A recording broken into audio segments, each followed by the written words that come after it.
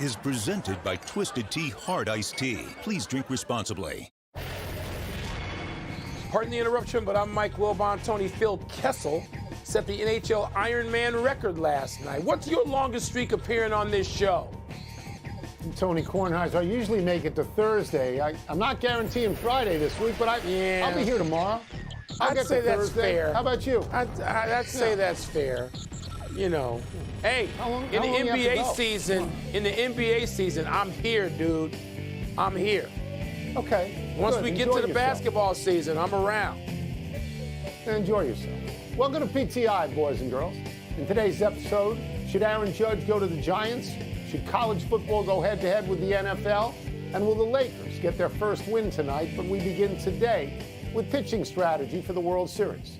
Phillies manager Rob Thompson announced he will start Aaron Nola in Game 1 and hold his ace, Zach Wheeler, back until Game 2.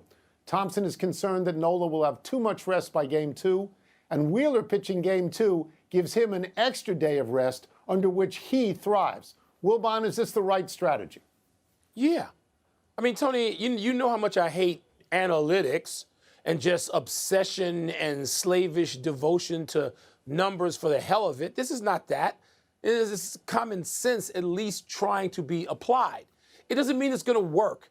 You know, it doesn't mean Wheeler and Nola, either one, will win, but he's trying to give them the best chance to do that by being rested.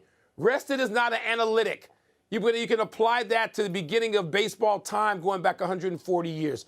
So, yeah, it seems to be the smartest move to me, not a numbers move, the smartest move, whether it works or not. It may work to their advantage, but even if it doesn't, Tone, it seems the manager is giving his team, putting his guys in the best position they can be to win. That's what a manager or coach does to me, not acquiesce to some, 24-year-old numbers genius coming out of the front office into the dugout. That's just me. So I'll give you the numbers on Wheeler. I'll give you the numbers, and it's over the course of this entire season.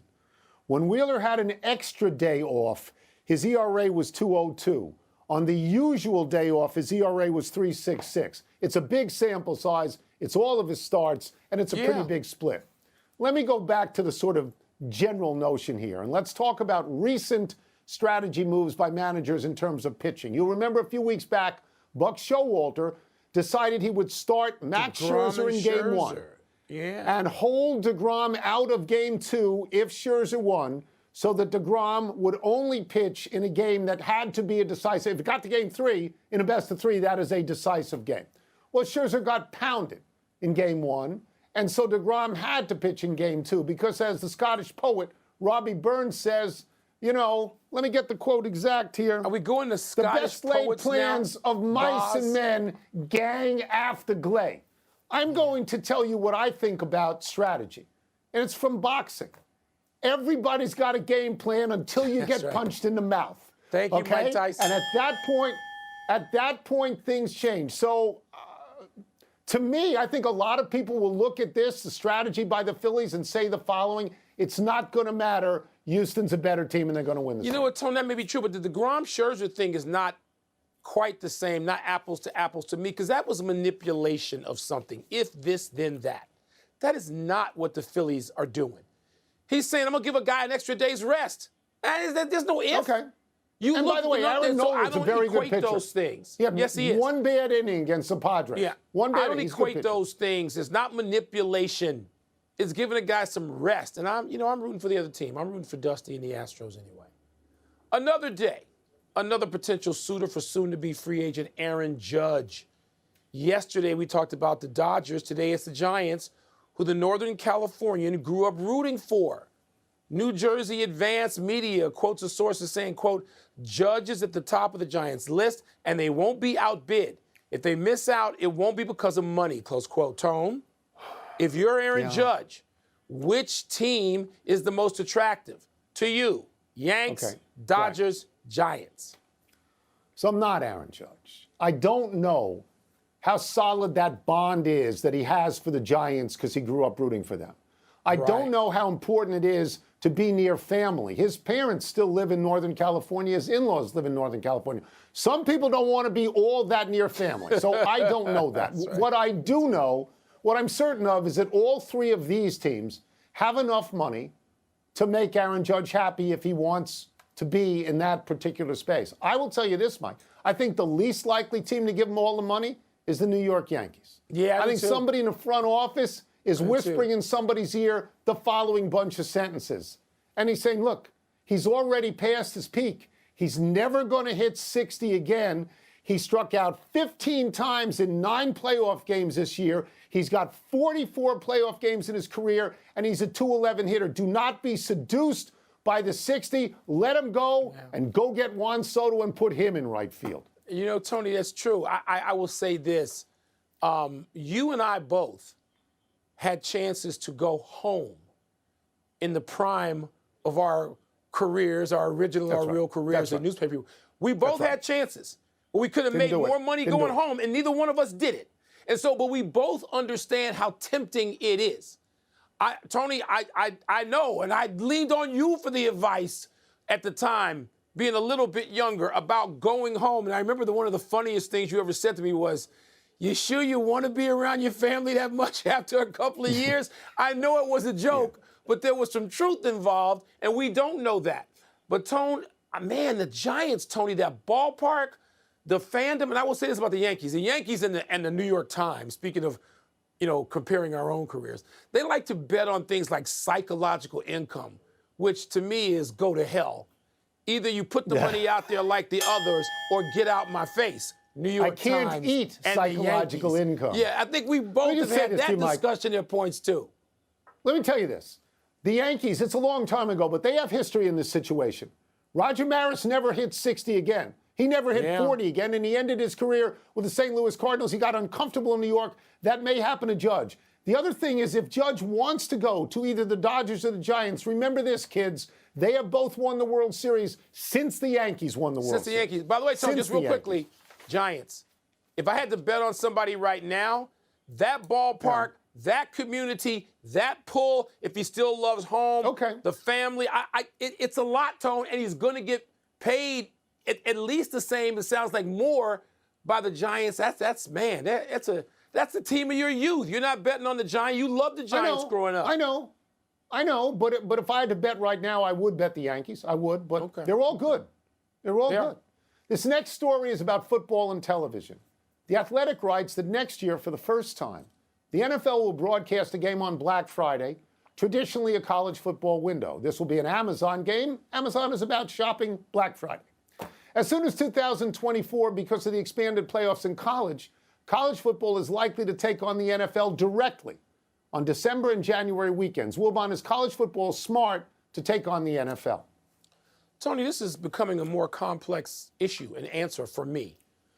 Just traveling overseas recently, I think I called you from Dublin, and I told you I was shocked to find out that college football, not the NFL, was creeping into the consciousness of somewhere beyond the shores of the United States of America. Once again, college football, not pro football. And I don't know what all the dynamics are there. I don't think that's going to sweep the nation necessarily.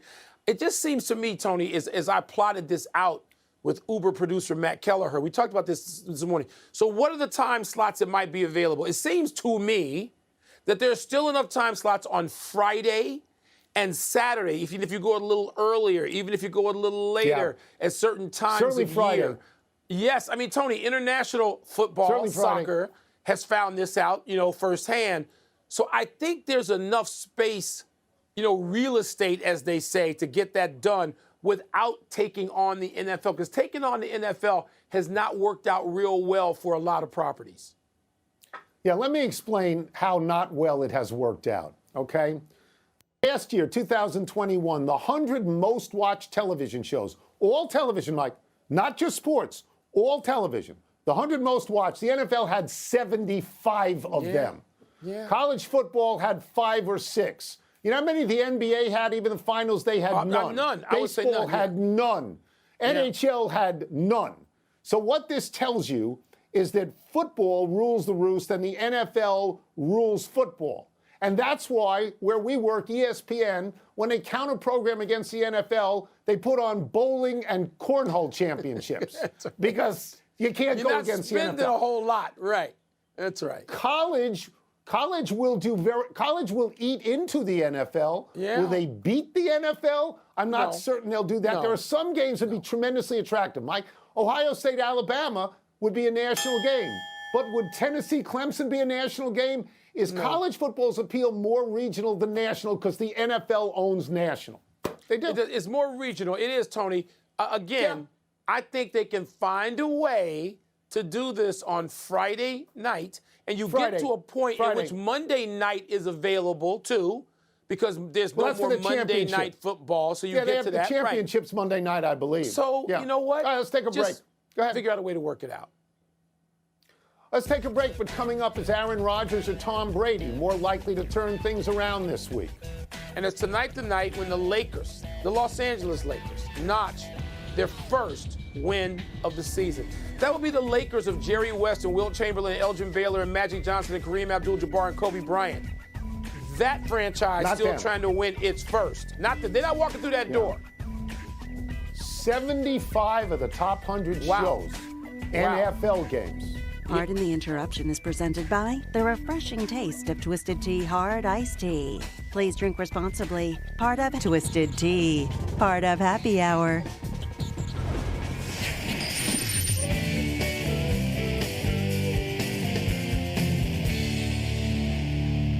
It's time for toss-up. Two men enter, one man leaves, finishes the show, then spends a third straight night wondering why the World Series hasn't started yet.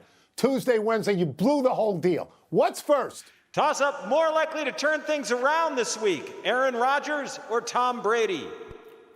So I want to say Aaron Rodgers, because I think at this point in his career, he's a better quarterback than Tom Brady. But Green Bay is at Buffalo. That is a difficult venue. I saw the line this morning, Mike. Aaron Rodgers is an 11.5-point underdog. In his whole career, I'll bet he was never an 11.5-point underdog. Not even his first year. So I'll get to Tom Brady. What bothers me about picking Brady is this: it's a Thursday night game. Not a lot of time to prepare, not a lot of time for a 45-year-old man to heal up. But it is in Tampa, and they play Baltimore. Everybody thinks Baltimore's real good. Their defense isn't real good. They have given up the 5th most yards in football and the 7th most passing yards. So if the question is who do I want this week, I'll take Brady. I think his receivers are better than Rodgers' receivers. I'm only taking Brady in this discussion, Tony, because Baltimore's defense has been so un-Raven-like. I don't like the Thursday, the short recovery time at any age, but particularly at 45. And Aaron Rodgers is playing at Buffalo, like you said. I mean, if you're the Buffalo Bills, you want this. You want this matchup. You've seen Green Bay's offense on tape the last 3 weeks. You know what they don't have. You know how they don't look like the typical Green Bay Packers offense we have seen over the last, between Rodgers and Favre, about 30 years. So I too am going with Tom Brady, despite, Tony, I really don't like the lack of recovery time on a Thursday night, but I'm going to go with Brady anyway. Agreed. By the way, I am tempted to take the 11.5. Not to win outright, but take the points. What's next? Toss up who you got tonight, the Lakers or the Nuggets? Okay, the Lakers are 0-3, and the game is at Denver, I believe. I don't want to talk about the Lakers anymore. I don't know how to get out of talking about the Lakers. I mean, here's what's going to happen tonight. You know, if they lose this game, people are going to say get rid of Westbrook, even though Westbrook is doubtful to play in the game with an injury. If they win this game, they're going to say get rid of Westbrook because you don't need him. The only way I see stopping talking about the Lakers is way down the road. If they're a mediocre team, not a bad team, which is fun, right? A mediocre team, like 20-20, and they have no impact at all on the standings, I'm going to punt on this because I honestly don't care who's going to win this game. I honestly don't. Tony, Denver's going to win a game. I agree with what you said about the Lakers and what happens. What's the conclusion for tomorrow morning coming out of this, win or lose, with Westbrook not playing if he doesn't play? Questionable. Woj has him but has reported that doesn't think he's going to play. Tony, what I've found out just talking to players and coaches is that they love beating the Lakers. They love it. They love it. And this is interesting because LeBron is a beloved figure among players, but not seemingly in the same way that Jordan was, or that Magic was, or that Kobe was. People love beating the Lakers. And they look out there and they see LeBron and Anthony Davis and they say, bring it on. They want to beat them. Denver is trying to reestablish itself coming off of a major injury season, but they still won 50 games. Denver believes it can win. They didn't get off to the best start in the world, Tone, but they don't want to lose to them. The Lakers could be 0-7 for real. You look at their schedule, they could be. They got Utah a couple of times. That's the savior, but not tonight. They're not going to let us stop talking about them. It doesn't matter what they're going to have to talk about them. That's it. Let's take one last break. Still to come, Klay Thompson. Make sure everyone knows he has 4 rings. Not 1, not 2, not 3. How will Ben Simmons fare against Giannis tonight? That is our early game, and that Part of Happy Hour. Happy time, people. Happy 70th birthday, Tom Condon. Condon is an agent for football players. Among the players Condon represents are Josh Allen, Trey Lance, Matthew Stafford, and Matt Ryan. Previously, Condon represented Peyton and Eli Manning and Drew Brees. It's an impressive list. Condon came by his football knowledge the hard way. He played the game. He was an offensive lineman at Boston College and then for 11 years at Kansas City and 1 in New England. Condon learned about the politics of football by being president of the NFLPA. And lest you think all Condon did was rubber stamp contracts, he moved Eli Manning from San Diego to the Giants when Eli said he would refuse to play for the Chargers, who had drafted him #1 overall. there are a lot of terrific agents representing football players. But if you talk about toward or at the top of the pyramid when it comes to credibility, I mean, would you believe that about your agent if he was Tom Condon and he'd been the president of the union and played? I mean, that's got to, really generate some confidence. Legitimate credentials, one would say. Absolutely. Happy anniversary, Mike Singletary. On this day 14 years ago, in Singletary's first game as interim coach of the 49ers, and with his team losing 20-3 at halftime, Singletary dropped his pants in some sort of motivational moment. He then sent tight end Vernon Davis to the showers, later ranting how you can't win with selfish players. Can't do it. Everyone remembers that, especially Davis, who later said, quote, "That was the moment that turned everything around. Once I saw that I was like, I can't beat him, I just have to straighten myself up. I did everything he asked me to do. I became a different person," unquote. And Davis ended up 4th all-time in touchdown receptions for the 49ers. Isn't that the exact response you want from tough coaching, teaching, and learning? I get to know Vernon Davis a little bit, who's local for us, Tony, had one hell of a career, and it just got better and better and better, which shows that even though people really lashed back at Mike Singletary for that, at least in that one circumstance, it seemed to have worked. I was very surprised to learn that, and gratified to learn it, actually. Happy trails to last night's game for Klay Thompson. The Warriors' 5-time All-Star was ejected for the first time in his career last night, a span of 759 regular season and playoff games. Thompson got into it with Devin Booker to draw one technical, got another shouting at official Ed Malloy. Meanwhile, Phoenix won by 29 points. According to Booker, Thompson kept repeating he had 4 rings, knowing that Booker has none. Everybody seemed to be rather yappy. A total of 7 technicals were assessed in just 6 minutes of the third quarter. Thompson should have been happy to get away from Booker. He scored just 2 points on 1 for 8 shooting in 19 minutes. He was 0 for 4 with Booker defending him. I'm not going to take a side here.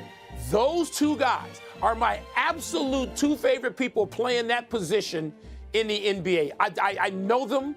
I love them both. I think the league is better off for having some of that head-to-head stuff, Tony.